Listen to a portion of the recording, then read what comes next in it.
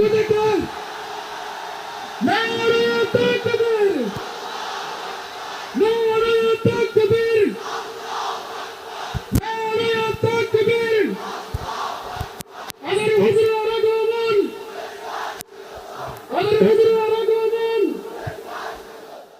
যে তরুণ শ্রোতারা, Gen Z of Nawabganj, একটা সময় ছিল 50 ঊর্ধ্ব 60 ঊর্ধ্ব মুরব্বী বাবাজিরা মাহফিলে আসতেন, ওনারা এখনো আসেন, কিন্তু এখন 90% শ্রোতা হচ্ছে Gen Z,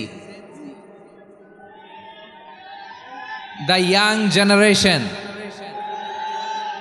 the future heroes and icon of Bangladesh. তোমাদের হাতেই বাংলাদেশ নিরাপদ।